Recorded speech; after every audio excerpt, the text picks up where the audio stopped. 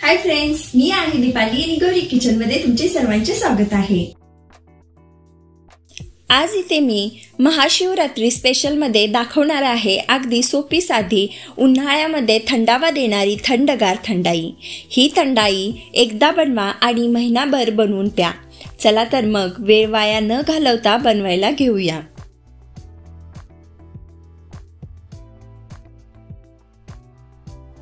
सगळ्यात आधी 3 चमचे इतपत बदाम घेतले आहेत। मोजून घ्याल तर 30 ते 35 बदाम आहेत। हे बदाम एका बाउल मध्ये घालून घेऊ। काजू घेऊ 1 चमचा। काजू मोजून घ्याल तर 10 काजू आहेत।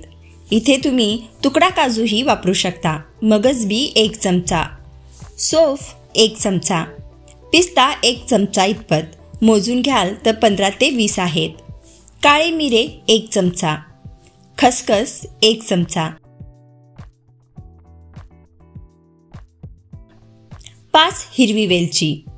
आता यामध्ये गरम पाणी 1 ग्लास घालू आणि 4 तासांसाठी भिजत ठेवू। रात्रभर ही भिजत ठेवू शकता। 4 तासानंतर मस्त ड्रायफ्रूट भिजले आहेत। या भिजलेल्या ड्रायफ्रूटचा सुगंध आरोमा मस्त सुटला आहे। हे आता मिक्सरच्या जारमध्ये काढून घेऊ आणि थोडे पाणी घालून भरडे वाटू। भरडे वाटले की यामध्ये 1 चमचा गुलाबाच्या पाकळ्या घालू आणि बारीक अशी पेस्ट करू। या पाकळ्या बाजारात विकत भेटतात। जर नसेल तर तुम्ही याऐवजी गुलकंद 2 चमचे घालू शकता। आता एका पॅनमध्ये 2 वाटी साखर घालू। वजनी प्रमाणात 300 ग्रॅम साखर आहे। पाणी 1 ग्लास, 250 ml पाणी आहे। आता यामध्ये केसर इसेन्स 3 ते 4 थेंब घालू। केसर असेल तर केसर घालू शकता, पण सगळ्यांकडे केसर असेलच असे नाही। त्यामुळे इथे मी केसर इसेन्स वापरलेला आहे। तुम्ही स्किप केला तरी चालेल। साखर विरघळली आहे। आता यामध्ये हे वाटण घातले आणि व्यवस्थित मिक्स केले। एक जीव करून घ्यायचे आहे। सतत हलवत राहायचे आहे। मिश्रण अगदी गाढे होईपर्यंत आपल्याला हलवत राहायचे आहे।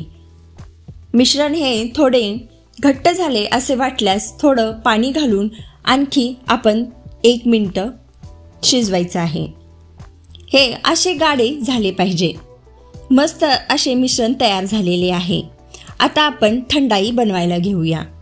1 मोठा चमचा आपण थंडाई घेऊ आणि आपल्याला जेवढे दूध पाहिजे, म्हणजे मी इथे 2 ग्लास दूध घेतले आहे। 2 ग्लास दूधला 1 मोठा चमचा मी थंडाई घेतलेली आहे। तुमच्या आवडीने थंडाई कमी जास्त करू शकता। हे आपण मिक्सरला लावून घेऊ। राहिलेले मिश्रण एका बाटलीमध्ये भरून घेतले आहे। 1 महिना हे मिश्रण तुम्ही स्टोर करून ठेवू शकता। हे मिश्रण तुम्ही फ्रीजमध्ये 1 महिना आराममध्ये टिकवू शकता। मिक्सरमध्ये थंडाई आणि दूध एक जीव करून घेतले आहे।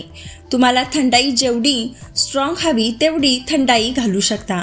आता असे 2 ग्लास घेऊ। यामध्ये काही बर्फाचे तुकडे घालू आणि वरून थंडाई ओतू। वरून पिस्ता आणि पाकळ्यांनी सजवू। मस्त आपल्याला महाशिवरात्रीला ही थंडाई तुम्ही करून पिऊ शकता किंवा होळी दिवशीही तुम्ही ही थंडाई करून पिऊ शकता। मस्त अशी थंडाई तयार झालेली आहे आणि मी तर इथे बसून मस्त पिणार आहे। तुम्हाला जर माझी ही रेसिपी आवडली तर लाईक करा, शेअर करा, सबस्क्राईब करा आणि बेल आयकॉनला क्लिक करायला विसरू नका। आणि सगळ्यात महत्त्वाचं म्हणजे माझ्या असेच रेसिपी बघत राहा, बनवत राहा आणि खात राहा। Bye bye.